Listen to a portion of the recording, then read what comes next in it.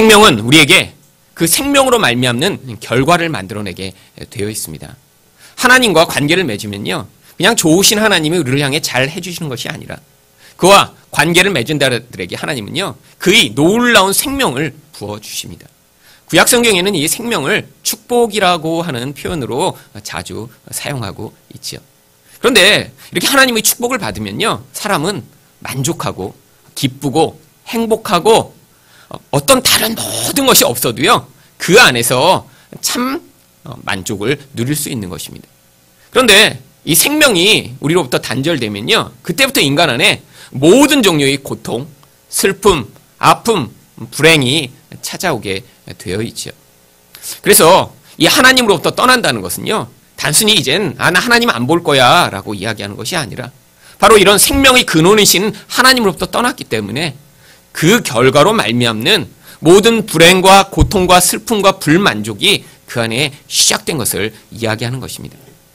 그런데 이렇게 하나님으로부터 떠났기 때문에 이런 불만족과 불행 가운데 있는 인간들은요, 그렇기 때문에 어떤 종류의 비슷한 삶의 양식을 만들어내게 되어 있습니다. 내면이 불안하고 두렵고 불행하니까요, 그것들을 벗어나고자 하는 몸부림을 치다 보니까 그런 삶의 모습들이 비슷비슷해지는 것이죠. 그럼 이렇게 하나님을 떠난 자들의 삶은 어떠한가요? 첫 번째로 모든 환경과 관계를 자기 유익의 도구로 삼게 됩니다. 16절 말씀을 다시 한번 보겠습니다.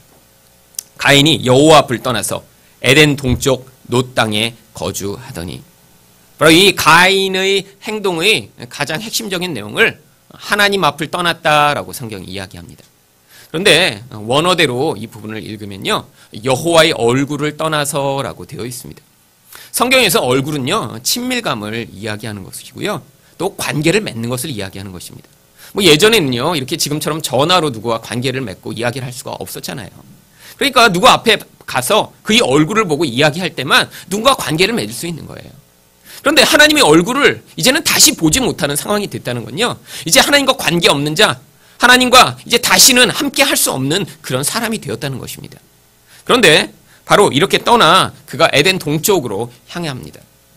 바로 여기서 나온 이 에덴의 동쪽이라는 말을 존 스타인백 같은 소설가는요, 소설로 만들었죠. 바로 이 존 스타인백도요, 이렇게 하나님을 떠난, 풍요로운 환경을 떠난 그런 인간의 시작이 모든 고통과 아픔과 불행의 시작임을 그 소설을 통해 묘사하고 있습니다. 그런데 이 가인이요, 이렇게 떠나더니요, 놋이라고 하는 한 땅을 만나 거기에서 정착을 합니다. 그런데 아마 이 놋이라고 이곳이 이름을 붙인 것은요, 가인 자체가 아마 자기가 어느 땅을 정한 다음에 이름을 붙인 것 같아요.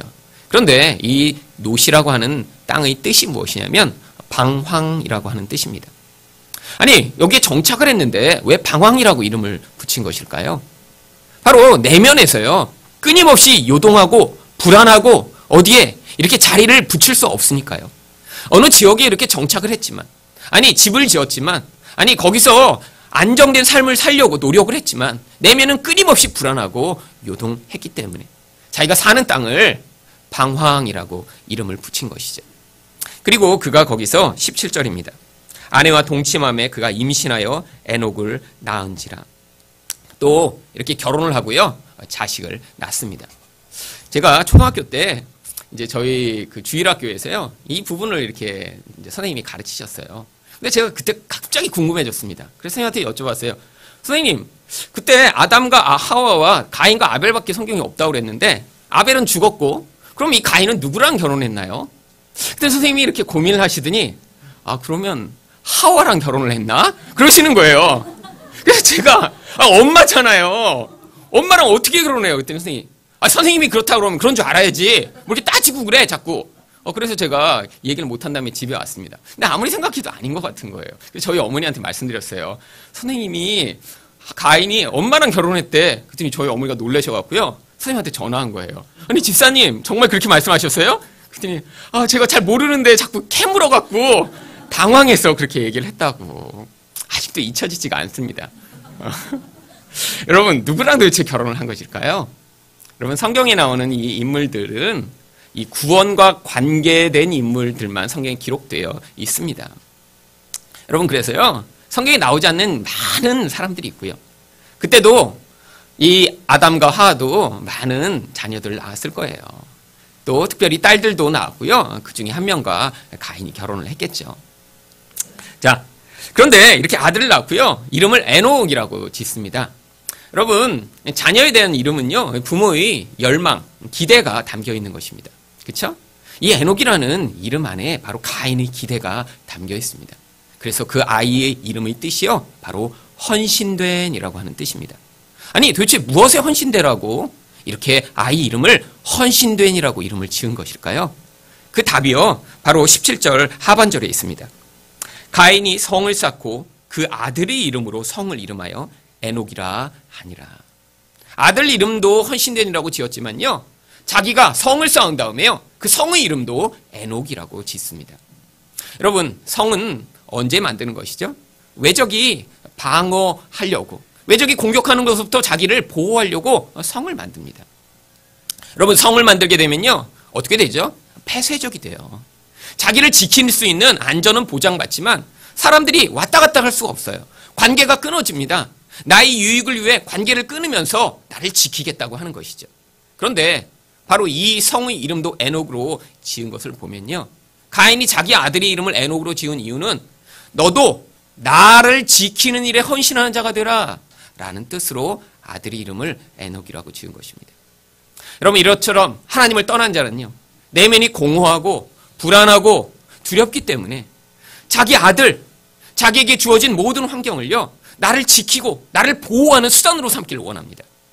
여러분, 그런데 누군가의 이런 수단이 된다는 것, 이거는 그 본인한테는 어떤 것인가요? 여러분, 고통스러운 경험입니다. 여러분, 이 한국 사람들이요, 이 자녀를 이렇게 잘 되게 하려고 많은 노력들을 기울입니다. 전 세계에서 이 교육열이 한국처럼 높은 부모 없죠. 그런데 정말로 그게 자녀를 위한 그런 사랑에 근거한 것인가요? 아닙니다. 대부분이요, 부모의 자기 욕심이 거기 다 포함된 거예요. 나는 이렇게 공부를 잘하지 못했으니까, 나는 이렇게 사회에서 경쟁에서 늘 낙오했으니까 너라도 이런 경쟁이 많은 이 사회에서 높은 자리에 올라가고, 그래서 네가 나를 대신해서 내가 이루지 못한 꿈을 좀 이루어 주렴.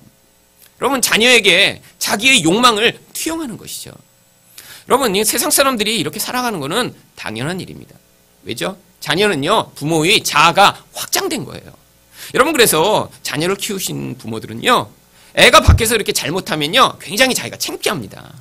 사람들이 애가 잘못하면 분명히 뭐라고 생각할 거라고 예측해요? 아니, 저 부모 누군데 애를 저렇게 키웠어? 이럴까봐 부모가 창피해지니까 이제 아이들이 어릴 때는 주로 어떻게 핑계대요? 아유, 이렇게 잠을 안 자더니 얘가 이러네.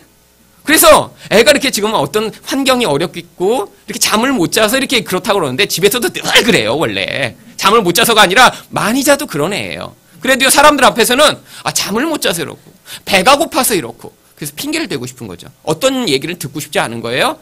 부모가 누구야 도대체? 이런 얘기 듣고 싶지 않은 거죠. 여러분, 그래서요, 자녀가 뭘 못하면요, 자기가 못한 것보다 훨씬 창피합니다. 여러분, 그래서요, 자녀에게 자기 욕망을 투영하는 거예요.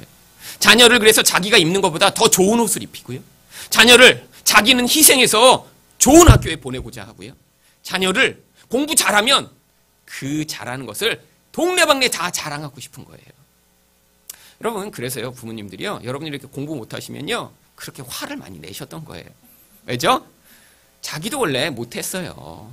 그런데 자녀는 너라도 좀 잘해서 나를 대신해서 좀 사람에게 자랑 좀 하게 좀 만들어주렴, 이런 마음이 있는데, 자기를 닮아서 똑같이 못하거든요. 그러니까 자기를 보는 것 같은 거예요. 자기를 보는 것 같은 거예요. 여러분, 사람이요, 어떤 일에 이렇게 특별히 자녀에게 화를 날 때는요, 거기에 자기 모습이 투영될 때 화가 납니다. 자기 못난 점, 부족한 점 잘 알거든요. 그런데 대를 이으면 좀 새롭고 훨씬 좀 잘난 아이가 나오기를 기대해서, 그래서 나보다는 네가 더 확장된 자아로 멋있는 모습으로 세상에 서기를 바라는데, 아니, 이거는요, 열성 유전자가 두 개가 합쳐졌는지 더 못난 애가 나오는 경우가 자주 있습니다. 이러면요, 거기에 화가 나면서요, 주로 어떻게 해요? 자기 죄는 인정을 안 하죠. 아이고, 아빠를 닮아서 이렇잖아. 네가 아빠를 닮아서, 엄마를 닮아서 이렇잖아. 서로 상대방의 그런 약점을 아이에게 투영하며, 네가 잘 되기를 바라는 거지, 엄마는 네가 성공하길 바라는 거야. 하지만 솔직히요, 동창회 가서 우리 아들 서울대 갔어요. 이렇게 좀 얘기 좀 하고 싶은데 아들이 그 욕망을 만족시켜주지 못하니까 화가 나는 것입니다.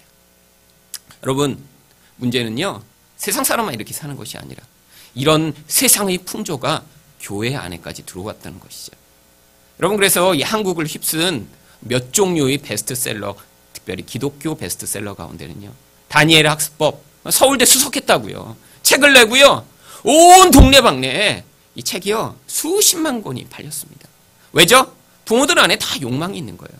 근데 그 책에 보면 뭐라고 돼 있어요? 기도 매일 하고, 성경을 공부하기 전에 매일 한 장씩 읽었더니 이렇게 수석을 했더라. 여러분, 저도 기도 매일 하고 성경 3장씩 읽었습니다. 전 고등학교 때. 그런데 여러분, 그렇게 내가 종교적인 행위를 열심히 했다고 하나님이 뭐 서울대 수석하게 해주시고, 그 다음에 뭐 하버드에 가게 해주시고, 여러분, 하나님 그런 분 아니세요. 사람은요, 세상에서 높아지고 싶은 욕망을, 종교적인 그런 힘을 가지고 그런 하나님의 도움까지 받아 자기 자녀를 높이고 그것으로 자기 영광을 삼고자 하는 거죠. 여러분, 요즘은 이제 글로벌 시대잖아요. 그러니까 이제 서울대로 안 됩니다. 그래서 그 책이 이렇게 인기가 한 번 꺾이고 나니까 나왔던 책들이요, 자기 아들 스탠포드 갔다고. 그래서 뭐 나는 하나님이 꿈이고 싶다. 아니, 스탠포드 가야지만 하나님이 꿈이되나요? 아닙니다. 학교를 못 다녀도요, 그래도 하나님의 사람이 되면 그 사람이 하나님의 꿈이고 하나님의 비전이 될 수 있는 거예요. 세상은요, 이렇게 성공해야, 좋은 학교를 가야, 남들보다 더 높은 자리에 가야 그것이 참으로 하나님과 같은 자리에 설 수 있다고 믿으니까요. 그런 자리에 가지 못하면요, 자랑하지 못하는 거예요. 여러분, 이런 풍조가 교회 안에까지 영향을 미쳐서 교회 다니는 사람들조차 그렇게 하나님의 힘, 종교적인 힘을 빌어 자기와 자기 자녀를 거인처럼 만들려고 하는 이것 자체가 벌써 많은 잘못된 영향력 가운데 있는 것을 보여주는 것입니다. 두 번째로요, 이렇게 하나님을 떠난 자의 삶은 어떠한가요? 지옥과 같은 삶을 벗어나기 위해 힘을 추구합니다. 18절 말씀입니다. 여기에 보면요, 누가 누구를 낳았다 이렇게 기록이 많이 돼 있어요. 저도요, 이 의미를 잘 알기 전에는요, 뭐 이 부분이 나오면 일단 이 눈으로 위에서부터 본 다음에 아래까지 쭉 지나가서 한 장 그냥 다 읽은 걸로 이렇게 쳤습니다. 뭐 이름 이렇게 읽어봤자 어차피 알지 못하는 이름, 뭐 그래서 그냥 늘 보면 창세기 뭐 이 바로 다음 장도 그렇거든요. 뭐 누가 낳고 또 죽었고 뭐 그래서요, 그냥 맨 위에 한번 보고 중간쯤에 에녹 나올 때 한번 본 다음에 그다음 맨 마지막에 뭐 노아를 낳았더라. 그러면 이제 한 장 다 읽은 거예요. 여러분, 여기 나오는 이름들 오늘 처음 또 들어보시는 분 그래서 계실 거예요. 여러분, 그런데요, 성경에 어떤 이름도 이렇게 기록해 놨다는 건요, 아주 중요하기 때문입니다. 여기 나와 있는 에녹이 이랏을 낳았다. 여러분, 이 이랏이라고 하는 이름은요, 인생 무상이라고 하는 뜻입니다. 여러분, 이 에녹이요, 어떤 삶을 살았죠? 자기 아버지를 만족시키기 위한 삶을 살았어요. 자기 인생이 없었어요. 아버지는 살인자였습니다. 힘이 있는 자예요. 그리고 아들을 어려서부터 너는 나를 보호해야 돼. 네가 내 만족이 돼야 돼. 너는 나를 지키고 나를 자랑스럽게 하는 일에 사용돼야 돼. 라고 계속해서 아들에게 그런 자기 욕망을 투영했더니요, 아이가요, 살면서 인생이요, 자기 인생은 없이 산 거죠. 누군가의 그런 욕망의 대상이 된다는 것. 성경적인 용어로는요, 이것을요, 우상이 된다라고 표현하는 것입니다. 우상이 무엇이죠? 내가 내 힘으로 이룰 수 없는 것을요, 다른 어떤 대상, 다른 어떤 도구를 통해 이루려고 내 욕망을 투영하는 것을 우상이라고 부릅니다. 바로요, 에녹은요, 가인의 우상이었던 거예요. 가인은 혼자 힘으로 자기 보호를 할 수가 없어서 성을 쌓고 자녀를 낳으면서 너네들은 나를 보호해야 돼? 자기 우상으로 만든 거죠. 그런데요, 인간은요, 다른 사람의 그런 욕망을 만족시켜주는 삶을 살 수가 없습니다. 여러분, 살면서 그걸 경험하시죠? 여러분, 자녀가 여러분이 욕구를 다 만족시켜 주던가요? 그렇게 예쁘고 착하고 공부 잘하고 멋진 아들, 멋진 딸로 그렇게 자라던가요? 여러분이 남편과 아내가 그러시던가요? 아니에요. 여러분, 인간은 다 연약한 존재입니다. 가까이 다가가면 다가갈수록요, 그 연약함을 더 깊이 있게 경험하게 돼요. 그런데 그런 연약한 인간에게 누군가 너는 나를 위해 살아야 돼, 내 욕망을 위해 너는 존재해야 되라고 자기가 원하는 것을 주입하기 시작하면요, 여러분, 사람은 그 무게를 견뎌낼 수가 없습니다. 여러분, 원래 하나님한테 의존했어야 하는 인간이요, 그 욕망을 사람한테 두니까요, 그 사람이 그 기대를 너무 받다간 오히려 망가지게 되는 경우가 많죠. 바로 에녹이 그런 삶을 살았던 거예요. 자기 인생이 망가지는 것 같은, 아버지의 기대를 만족시켜주기 위해 살아야 하는 이런 비참한 인생. 그러다 보니까 아들을 낳고 나서는요, 내 인생은 참 이렇게 인생 무상하구나. 그래서 아이 이름을요, 인생 무상이라고 지은 것입니다. 여러분, 또한 이 이랏은요, 아이를 낳았는데요, 그 이름을 무후야힐이라고 짓습니다. 여러분, 이렇게 인생 무상으로 이름을 가지고 살아가는 사람의 인생이 또 어땠을까요? 여러분, 살 때마다 난 무상한 인생이야, 나는 아무 쓸모없는 인생이야, 나는 공허한 인생이야, 이런 식으로 사니까요, 살면서 늘 그 모든 것이 나는 운명 지어졌어, 난 이렇게밖에 살 수 없도록 만들어졌어. 그런데 신이 있다면 왜 나를 이렇게 핍박하고 힘들게 만들어? 결국 영적으로 그 이유를 다 돌린 것이죠. 그래서 아들의 이름을요, 무후야일이라고 지은 것은요, 하나님께 매맞는 인생이라는 뜻인 것입니다. 아들 이름을요, 자기 인생을 투영한 거예요. 이렇게 인생이 무상하고 힘든 이유는 하나님이 나를 저주하고 힘들게 하기 때문이야라고. 여러분, 이게 바로 세상 사람들의 모습입니다. 인생에서 노력하다가 뭐가 잘 좌절되잖아요. 그럼 나는 이런 운명으로 태어났어. 자꾸 영적인 이유를 찾아요. 또 어떤 사람들이 이렇게 잘 되는 걸 보면요, 조상이 축복해서 그러나? 여러분, 이렇게 되니까 사람들이 이런 두려움과 욕망을 이용해서요, 사람들을 이렇게 제사를 드리게 만들고 또 많은 돈을 내게 만들고 메어지게 만드는 그런 종교들이 많이 있습니다. 증산도 같은 그런 종교가 그렇죠. 길거리에서 여러분 만나보셨어요? 도를 아십니까? 그래서 그들이 꼭 얘기하는 게 뭐예요? 조상신을 잘 섬겨야 지금 그 문제에서 벗어난다고 얘기하는 거예요.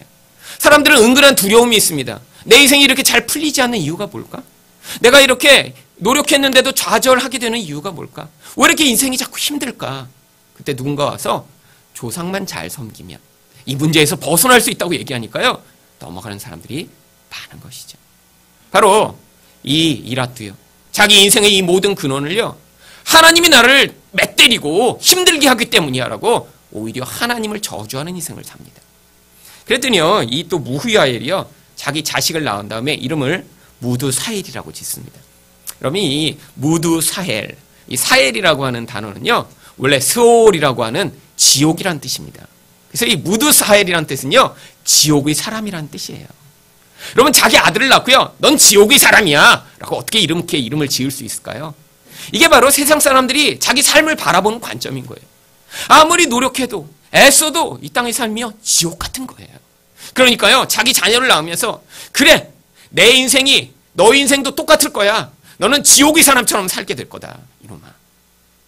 여러분, 세상 사람들이요, 바로 세상을 살아가는 그 모습이 이 이름 안에 담겨 있습니다. 그런데 이 마지막 이름에 어떤 특별한 변화가 나타납니다. 여러분, 이렇게 인생이 무상하고요, 하나님이 나를 맷때리는 것 같고요, 세상에서 나는 이렇게 저주받고 지옥처럼 살아가는 것 같은 사람들이 그런 지옥과 같은 환경을 벗어나기 위해 추구하는 것이 있습니다. 그것이 바로요, 힘입니다. 그래서 이 라멕이라는 이름은요, 강한 자, 강한 힘이라고 하는 뜻을 가지고 있는 거예요. 이렇게 세상을 힘들게 살다 보니까, 아니 이렇게 힘들게 살 수 있는 인생을 벗어나고 하나님이 나를 이렇게 괴롭히는 것 같은데 여기에서 내가 하나님과 대적해서 내가 강한 자가 되어야지만 이 모든 것을 벗어날 수 있다, 인간이 생각한 다음에 바로 자기 아들 이름을, 너는 강한 자가 돼서 이 모든 고통스러운 인생에서 벗어나라 라고 아들 이름을 라멕이라고 지은 것입니다. 여러분, 왜 사람들이 이렇게 강한 자가 되기를 원할까요? 왜 이렇게 좋은 학교에 가기를 원하고요? 왜 이렇게 부자가 되기를 원하고요? 세상에서 강한 권력을 갖기를 원하는 것일까요? 바로 이 라멕의 인생에 그 답이 있습니다. 19절 말씀입니다. 라멕이 두 아내를 맞이하였으니 하나의 이름은 아다요, 하나의 이름은 실라였더라. 여러분, 이렇게 힘을 가지면요, 인생에서 자기가 욕망하는 것을요, 일시적으로 충족할 수가 있습니다. 여러분, 사람들이 이렇게 인생이 고통스럽다고 느끼는 이유가 무엇이죠? 내가 뭔가 원하는데요, 그 원하는 것을 얻어낼 만한 능력이 늘 부족하기 때문이죠. 아니, 나도 하버드 가고 싶은데 공부하면 늘 30점 나오니까 이게 문제인 거예요. 나도 직장에서 성공하고 싶은데 그렇게 능력을 인정받을 만한 그런 자질이 내게 없어서 고민하는 거고요. 나도 좋은 집에서 살고 싶은데 돈이 부족하니까 고민하게 되는 거고요. 그런데 이 인간의 욕망을요, 힘은 만족시켜 줄 것처럼 보입니다. 바로요, 이 라멕이 살다가 원하는 게 생겼어요. 무엇이죠? 바로 여자입니다. 그런데 힘이 있었더니요. 한 명의 여자가 아니라 두 명을 아내로 취하죠. 바로 첫 번째 일부 다처제가 시작됩니다. 일부 다처, 이건 누구만 할 수 있죠? 힘 있는 자만 할 수 있어요. 지금도 마찬가지입니다. 이게 중동이나 아프리카에 가면요. 이렇게 일부 다처제가 또 시행되죠. 누구만 일부 다처제를 할 수 있죠? 돈 많은 사람만 일부 다처제를 할 수 있어요. 아프리카에 그래서 마사이족 같은 경우에도요. 결혼을 하려면 소가 필요합니다. 그래서 여자들마다 또 소 이렇게 값어치가 매겨져 있더라고요. 튼튼한 여자 뭐 소 5마리, 그다음에 좀 이렇게 비실비실한 여자 소 1마리, 뭐 이런 식으로 매겨져 있는데 어떤 사람은 자기 소가 하나도 없어서요. 나이가 들어도 결혼을 못 하는 거예요. 근데 소가 많은 사람은요. 여자를 1명, 2명, 3명, 4명 여럿을 거느립니다. 여러분, 사람들이 원하는 게 그거죠. 내가 이렇게 힘을 가져서 뭘 하고 싶은 거예요? 자기 욕망과 쾌락을 원하는 대로 만족시키는 그런 삶을 살고 싶은 거죠. 여러분, 근데 그게 진짜 만족을 줄까요? 아닙니다. 뭘 보면 알 수 있냐면 이 여자들의 이름만 봐도 알 수 있어요. 첫 번째 여자의 이름 아다는요. 장신구, 화장 이런 뜻입니다. 여러분, 여자들이요. 이 장신구 또 화장만 해도요. 훨씬 이뻐집니다. 예전에 어떤 제가 알던 학생이 맨날 이만한 귀걸이를 끼고 다니는 거예요. 그래서 이제 얼굴과 이 저거에 비해 항상 귀걸이가 너무 커요. 그래서 이제 한번 제가 얘기를 했습니다. 야, 귀걸이가 뭐 이렇게 귀걸이 이렇게 큰 거 하고 다니냐? 이러면 또 상처받아서 막 이렇게 할까봐 귀걸이가 너는 이렇게 참 이렇게 크고 다양하게 이렇게 활용을 늘 하고 다니네. 그랬더니 그 아이 지론이 있더라고요. 귀걸이만 해도 여자는 4배 이뻐진다는 어디서 얘기를 듣고요. 그때부터 귀걸이를 모으기 시작한 거예요. 그래서 자기 맨 얼굴로 나타나면 사람들이 자기를 안 예쁘게 보는데 이게 자기가 그냥 치렁치렁한 귀걸이만 이렇게 하고 나타나도 사람들이 자기를 4배 이쁘게 봐줄 거라고 생각해서요. 그렇게 귀걸이에 아주 집착하더라고요. 맞습니다. 여러분, 화장만 예쁘게 해도요. 사람이 훨씬 나아지죠. 네. 그쵸? 그래서 여러분, 이렇게 사람들이 화장하고 자기를 치장하고 예쁜 옷을 입고자 애쓰는 것입니다. 바로 라멕이요. 어떤 여자를 보니까요. 이렇게 화려하게 자신을 장식했어요. 아름답게 꾸며요. 그래서 한 여자를 취했는데 너무 좋은 것 같아요. 또 한 여자를 취합니다.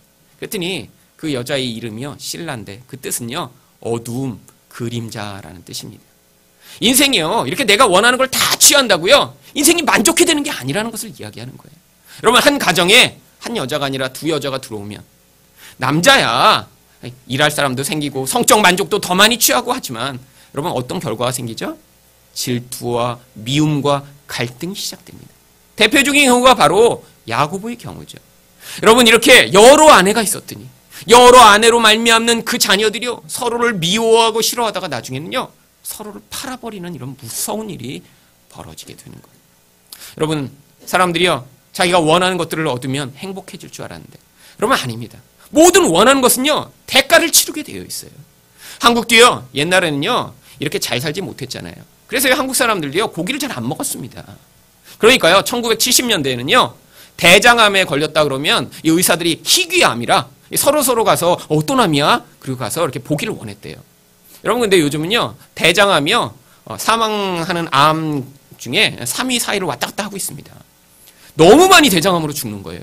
왠지 아세요? 고기를 많이 먹어서요.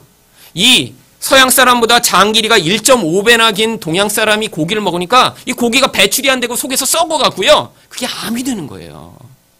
여러분, 이렇게 옛날엔 고기만 먹으면 좋겠다. 정말 고기라도 풍요롭게 먹으면 얼마나 좋을까? 여러분, 그래서 고기 사면 엄마만 안 드시고 이 불고기, 엄마는 불고기 안 좋아해. 이렇게 다 그러잖아요. 그리고 아이들 더 많이 먹여서 이렇게 고기 먹는 가정, 행복한 가정인 것처럼 여겨졌는데 여러분, 이렇게 많이 잘 먹다 보니까요. 고혈압, 당뇨, 암이 이렇게 팽배한 그런 사회가 되어버리고 말았죠. 여러분, 인생 가운데는요. 이게 눈에 보이는 것으로 욕망을 충족한다고 행복한 것이 아닌 것입니다. 또한 왜 사람들은 이렇게 힘을 갖기를 원하죠? 바로 23절에 그 이유가 있습니다. 라멕이 아내들에게 이르되 아다와 실라여 내 목소리를 들으라. 라멕의 아내들이여 내 말을 들으라. 나의 상처로 말미암아 내가 사람을 죽였고 나의 상함으로 말미암아 소년을 죽였도다. 여러분, 힘을 가지면요. 다른 사람들 위에 서서 군림할 수 있기 때문입니다. 여러분, 이 라멕이라는 자는요. 아버지의 기대대로 강력한 힘을 가졌던 것 같아요. 그랬더니요. 소년이 뭐 어떻게 하다가 상처를 줬는지요. 상처가 좀 났어요. 그랬더니 어떻게 버립니까? 소년을요. 죽여버려요. 더 무서운 사실은요. 그렇게 죽이고 나서 24절에서 가인을 위하여는 벌이 700일째인데 라멕을 위하여는 벌이 7700일이라 로다 하였더라. 77이라는 것은요, 완전한 보복을 얘기하는 거예요. 가인에게 이렇게 누군가 죽이려고 하면 하나님이 보복해 주신다고 하셨어요. 왜죠? 보복은 하나님 손에 있는 것이니까. 인간이 스스로 무엇인가 잘못했다고 누군가를 죽이고 하는 것은 하나님 백성의 원리에 맞지 않으니까. 내가 오히려 보복할 테니까 너희들은 기다려라. 그랬더니요, 오히려 라멕이 이 구절을 가져와서요, 누군가 나에게 보복하려고 하면 내가 완전하게 보복해 주겠다, 이렇게 이야기하는 것이죠. 여러분, 사람들은요, 세상에서 살다 보면요, 힘이 없으니까 이렇게 남에게 복종해야 되고 남의 뜻대로 살아야 되고 내가 하고 싶지 않은 일을 해야 되는 이런 여러 가지 경우를 당합니다. 그러다 보면요, 이 힘에 대한 욕구가 안에서 꿈틀꿈틀 거려요. 특별히 남자들이 더 심합니다. 왜죠? 남자는 사회에서요, 이렇게 사람들에게 힘으로 인정받는 그런 문화와 영향력 가운데 우리가 늘 살아왔기 때문이죠. 사실요, 저도요, 가끔씩 이렇게 힘에 대한 욕구가 솟구칠 때가 있어요. 근데 저는 특별히 운전할 때 가끔씩 이렇게 힘에 대한 욕구가 솟구칩니다. 가끔씩요, 정말 너무너무 나의 생명을 위협하며 달려드는 사람을 보면요, 뭐 제가 내려서 뭐 어떻게 하고 싶지는 않지만 그냥 제 안에 이렇게 좀 초능력이 있어서 이제 타이어라도 그냥 빵꾸를 4개 이렇게 내서 이렇게 그냥 덜덜덜덜 하는 걸 보면서 이렇게 하면 한번 가지고 싶어요. 그럼 너무너무 이렇게 화나는데 어떻게 하지 못할 때 이 복수에 대한 욕구. 근데 여러분 또 어떤 경우에는요, 자기가 잘못해놓고 한번 빵했다고 막 소리 지르고 이러는 사람들 있잖아요. 근데 이렇게 만만하게 보이니까 그렇죠. 어떤 경우에 제가 이렇게 신문에서 읽었는데 아주 속 시원한 경우가 있더라고요. 그래서 어떤 격투기 선수인데 차를 몰고 가다가 이제 서로 차선 시비가 붙은 거예요. 그러니까 이제 딴 차가 막 계속 빵빵대고 막 쌍라이트를 켜고 나중에는 길을 가로막은 다음에 그 사람이 내린 거예요. 싸우자고. 근데 이 격투기 선수가 자기도 내렸답니다. 그랬더니요, 이 격투기 선수니까 덩치랑 뭐 얼마나 크고 이렇게 위협적으로 생겼겠어요. 그 사람을 딱 보더니 다시 도망가서 자기 차를 타고 도망가려고 하는 거예요. 이 격투기 선수가 달려가서 그 사람 차를 딱 잡은 다음에 아니 왜 도망가십니까? 이렇게 물어본 거예요.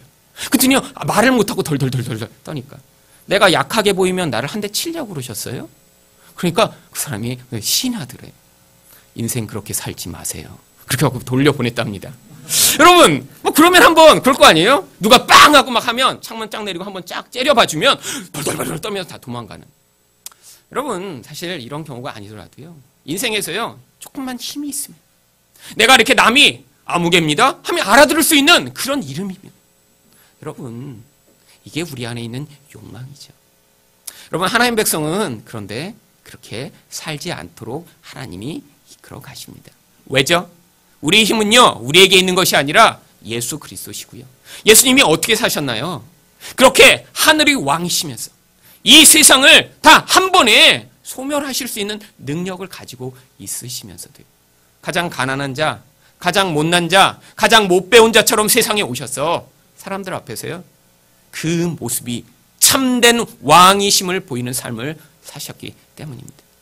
여러분, 진짜 왕은요, 자신의 겉모습이 어떤지를 별로 신경 쓰지 않아요. 그런데요, 내면에서 자기 안에 불안정하고요, 자기 안에 두려움이 있는 사람은요, 이렇게 겉으로 자기가 얼마나 힘이 있는지, 얼마나 똑똑한지, 얼마나 멋있는 사람인지를 드러내기를 원하는 것이죠. 여러분, 이런 패턴, 이게 세상 사람들이 살아가는 모습입니다. 여러분, 그뿐 아닙니다. 마지막으로요, 하나님을 떠난 자의 삶은 어떠한가요? 하나님을 떠난 자들은요, 물질 중심적인 삶을 살아갑니다. 20절 말씀입니다. 아단은 야발을 낳았으니 그는 장막에 거주하며 가축 치는 자의 조상이 되었고. 여러분, 이 야발이라고 하는 이름은요, 시냇물이라고 하는 뜻입니다. 여러분, 시내는 정말 목축하는데 꼭 필요한 것이죠. 그런데 여기에서 아주 중요한 구절이요, 이 바로 야발이 장막에 거주했다라고 하는 것입니다. 여러분, 장막에 거주한다는 건요, 많은 것을 포기해야 되는 상황입니다. 무엇을 포기해야죠? 자기를 보호할 수 있는 그런 보호의 수단이 없어져 버리는 거예요. 성에 살면요, 야생 짐승이나 다른 외적이 침입할 때요, 자기를 지킬 수 있어요. 그런데 장막에 살면요, 누군가 공격해도 쉽게 거기에서 위험에 노출됩니다. 또한요, 여러분, 한 곳에 이렇게 거주해 사는 것과 장막을 치고 이곳저곳을 이동해 다니는 것은요, 엄청난 불편을 감수해야 되는 것이에요. 그런데 왜 이 야발은 이런 불편을 감수하고 위험을 감수하면서 이런 목축을 하게 된 것일까요? 바로 목축을 함으로 말미암는 그 이익이 자기 생명과 자기 편리보다 훨씬 더 중요하게 여겨졌기 때문이에요. 밖에 나가서 풀이 많은 곳, 시내가 있는 곳을 찾아서 그렇게 위험을 감수하면서라도 가축을 키우면 한 곳에 머물러서 가축을 키우는 것보다 더 많은 이익을 얻을 수 있거든요. 이처럼 돈이요, 생명보다 더 귀중해지는 시작이 이 야발로부터 시작된 것입니다. 여러분, 바로 그것이 지금 세상의 모습 아닌가요? 사람 생명이요? 아무것도 아니죠. 몇 천만 원 주면요, 쉽게 청부살인도 할 수 있는 세상이 되었죠. 여러분, 미국은요, 훨씬 쉽더라고요. 얘기 들어보니까 몇백 달러면, 총이 이렇게 많은데, 그러니까 몇백 달러면 사람도 쉽게 죽인대요. 여러분, 이렇게 인간 생명이요, 이렇게 돈보다 가치 없는 세상이 되는 모습. 이것이요, 바로 이 야발이 말미암는 이 물질주의적 영향력이 이제 세상을 지배하기 시작해서 그런 것입니다. 또한요, 그 아우가 21절에 나옵니다. 야발의 아우의 이름은 유발이니 그는 수금과 퉁소를 잡는 모든 자의 조상이 되었으며. 야발, 유발 비슷한 이름이지만 뜻은 다릅니다. 여기 있는 이 유발이라고 하는 이름은요, 기쁜 소리라고 하는 뜻이에요. 근데 정말 이 소리 이름처럼 그는 이렇게 즐거운 소리를 만드는 악기 만드는 사람이 됩니다. 여러분, 왜 이들이 악기를 만들었음을 성경이 기록해 놓은 것일까요? 여러분, 이 배경이요, 바로 앞에 보았던 인생이 무상하고 지옥 같고 하나님께 매맞는 것 같은 고통스러운 인생을 벗어나기 위해서 이들이요, 유흥문화를 만들어낸 것을 보여주는 것이에요. 인생이 심심하고 재미가 없으니까요, 자꾸 자기를 즐겁게 만들 수 있는 그런 종류의 것들을 만들어내서, 아니야, 인생은 이렇게 공허한 게 아니야, 아니야, 인생은 이렇게 행복한 거야, 자기 최면을 걸기 위해 자꾸 이렇게 재미있는 것들을 만들어내는 인간들의 모습. 여러분, 지금 세상이 그렇지 않나요? 여러분, 엔터테인먼트라는 것, 여러분, 사람을 쾌락으로 빠져들게 만들고 재미로 빠져들게 만들고 거기에서 그래서 정말 하나님에게 집중하지 못하게 만들려고 하는 이 모든 영적인 시도가 사실은 지금 팽배한 그런 곳 아닌가요? 여러분, 그래서 점점 시각적인 자극은 강렬해지고 있습니다. 사람들이요, 시각을 통해 받는 이 자극을 자꾸 노출되면요, 영적인 것에 집중할 수가 없어요. 여러분, 외부에 있는 이런 총천연색의 그런 자극이 자꾸 뇌를 자극하면요, 생각하는 능력을 잃어버립니다. 하나님에 대한 말씀을 집중할 수가 없어요. 여러분, 이게요, 사람들이 영혼을 뺏어가는 이런 수단이죠. 여러분, 근데 사람들은요, 그런 것에 몰두하는 것이 당연합니다. 왜죠? 인생에 살다 보면 별게 없거든요. 인생은 늘 이렇게 고난이 많고요, 이렇게 쾌락을 만족시킬 만한 것들이 많지 않거든요.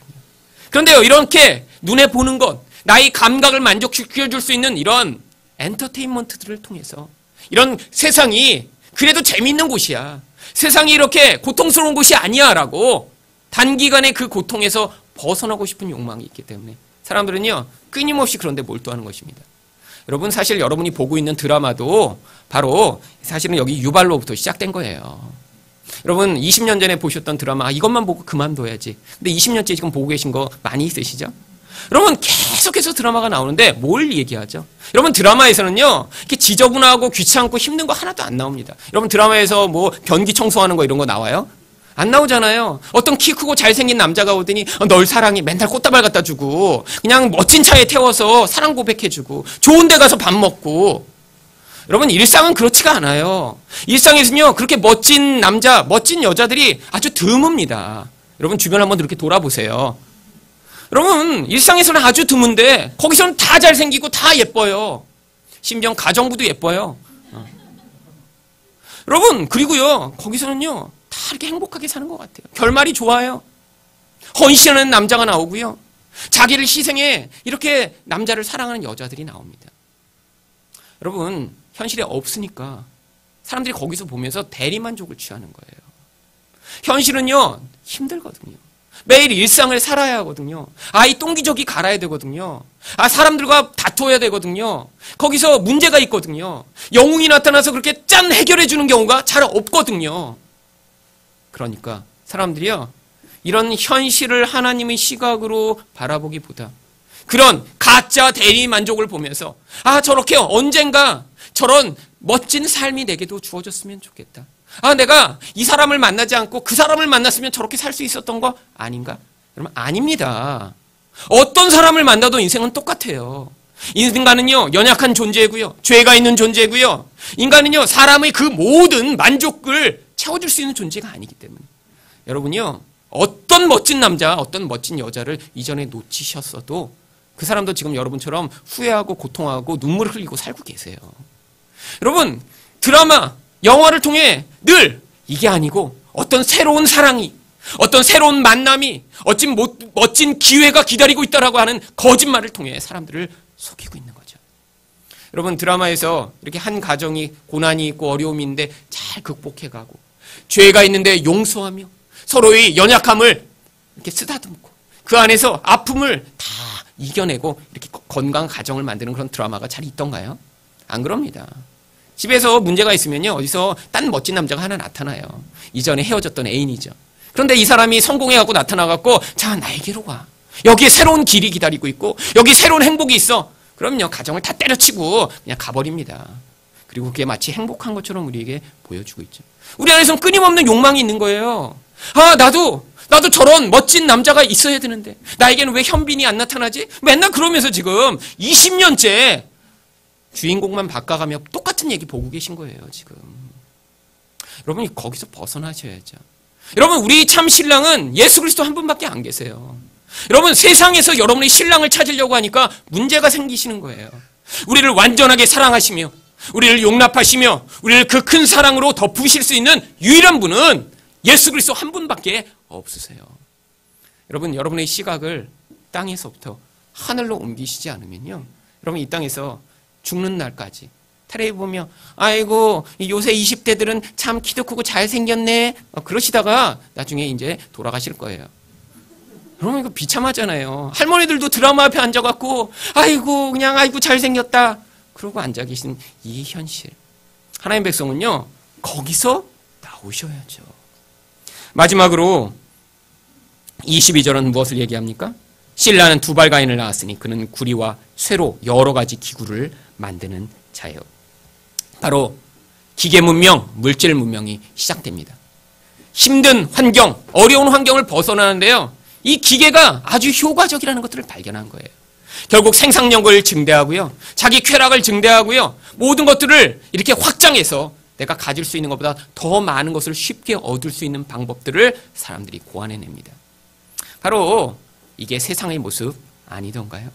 쾌락을 추구하고 세상에서 즐거운 일들을 만들어내고 기계 문명이 자꾸자꾸 발전해서 마치 그게 세상이 발전하고 있는 것처럼 착각하게 만드는 세상. 여러분, 근데 정말 그래서 세상이 좋아지고 있나요? 아니요. 빈부격차는 더 심각해지고 있고요. 사람들이 고통과 불만족은 더 증가하고 있습니다. 한국이요, 옛날에 못 살 때는요, 자살하지 않았어요. 어떻게든 힘을 내서 이겨보자 그리고 살았는데, 여러분 지금은요, 하루에 44명, 45명이 한국에서 자살하고 있습니다. 여러분, 1년에 15,000명이나 되는 사람이요, 자살하고요, 실제로 자살 시도하는 사람은 10만 명이 넘어요. 여러분, 훨씬 잘 살게 됐는데 왜 이렇게 돼버린 거죠? 여러분, 외적 환경이요, 좋은 그런 아파트에 사는 게요, 예전보다 돈을 많이 버는 게요, 우리에게 진정한 만족을 가져다 주지 못하는 것들을 보여주는 것이에요. 여러분, 여기에 지금 한 명 언급하지 않은 마지막 한 사람이 나옵니다. 바로 22절 후반절에 보면 두발 가인의 누이는 나아마였더라. 이 나아마란 이름은요, 사랑스러움, 아름다움이란 뜻입니다. 여러분, 이 여자들은 안 나오다가 이렇게 이름이 나오거든요. 바로 이 여자들은 모두 다 똑같이 하나를 집중해서 추구하더라. 이거를 그냥 샘플로 보여준 거예요. 뭘 추구하는 거예요? 역사 내내 예뻐지고자 살고 있는 게 여자들이더라. 여러분, 지금 그렇지 않나요? 여러분, 다 우리 권사님한테도 제가 예전에 어느 목사님 그러시더라고요. 권사님한테도 꼭 이렇게 이런 얘기하면 사랑받는다고. 권사님 젊어지셨어요. 예쁘시네요. 이런 얘기를 꼭 해야 된대요. 네. 왜죠? 나이가 드셔도 다 예쁜 거를 원하는 거예요. 여러분, 세상이 그렇죠. 여러분, 그러니까요, 지금 여러분 지하철만 타고 다녀보세요. 무슨 일이 벌어지고 있죠? 광고가 전부 다 성형 광고입니다. Before and after 이렇게 바꿀 수 있어. 여러분, 그걸 보면요, 자극받아요. 근데 여자들이 왜 성형을 해서까지 그렇게 예뻐지고 싶은 거죠? 여러분 성령하는데 돈이 많이 듭니다. 그렇게 비포 앤 애프터로 해놓은 사람들은요 5천만 원, 1억 원씩 이렇게 한 거예요. 적은 돈이 안 들어요. 여러분 근데 뭐 이렇게 쉽게 되는 줄 아세요? 여러분 고통스러운 과정이잖아요. 여러분 여기 있는 뼈를 다 이렇게 드러내고요. 여기 있는 살을 다 그냥 드드드드드 이렇게 하고 다 지방을 뽑아내고요. 여러분 이 양악 수술을 하면요 이게 밥도 못 씹는데요. 이게 못 씹어요. 이게 이렇게 다 이렇게 찔러나갖고. 여러분 그런데 예뻐지고 저렇게 하는 거예요. 왜죠? 여러분 예쁜다는 건요 남자의 관심과 사랑을 얻을 수 있는 유일한 조건입니다. 여자들도 뭘 원하는 거예요? 힘을 원하고 돈을 원하고 쾌락을 원하는 거예요. 그런데 자기 능력과 힘으로는 부족하니까 역사 내내 여자들은 뭘 개발했어요? 예뻐지는 법을 개발한 거예요. 옛날에는 그래서 예뻐지고자 여자들이요 얼굴에 수은을 발랐습니다. 중세 때는요. 얼굴이 썩어가는데도 얼굴에다 하얗게 만들려고. 그럼 지금도 마찬가지죠. 예뻐져서 뭐 하고 싶은 거예요? 돈 있는 남자 한번 잡아보고 싶은 거죠. 그래서 내 인생을 이렇게 내 힘으로 얻어낼 수 없는 이런 힘과 능력과 쾌락을 내가 예뻐져서 내 한 몸 바쳐 얻어내 나도 이렇게 인생을 만족하며 살고 싶다. 여러분 이게 바로 세상 사람들이 살아가는 모습입니다. 우리는 이것과 전혀 관계없는 인생을 다 살고 계시죠? 그래서 우리는 예수님만 바라보며 나의 힘은 하나도 소망하지 않고 예수님만으로 나의 유일한 열망과 소망을 가지고 살아가고 계셨으면 좋겠죠? 네. 하나님이 이 말씀을 여기에 기록해 놓으신 것은요. 이런 세상 속에서도 너는 거기에 참 소망이 있지 아니하고 오직 예수 그리스도에게 소망이 있음을 깨닫고 네가 여전히 지금 그렇게 힘을 열망하고 고통스러운 세상 속에서 쾌락과 만족을 열망하며 살아갈지라도 거기에 해답이 있지 않고 나에게 답이 있으니까 예수 그리스도에게 돌이켜 하나님이 주시는 그 생명을 맛보아라라고 성경이 이야기하는 것입니다. 여호와를 떠난 자들은 고통 가운데 불행 가운데 그 생명으로부터 멀어졌기 때문에 살아가게 되지만 하나님에게 얼굴을 돌이켜 나아가는 자들은 하나님이 주시는 그 생명으로 말미암는 궁극적 만족과 행복을 누리시게 될 수 있습니다.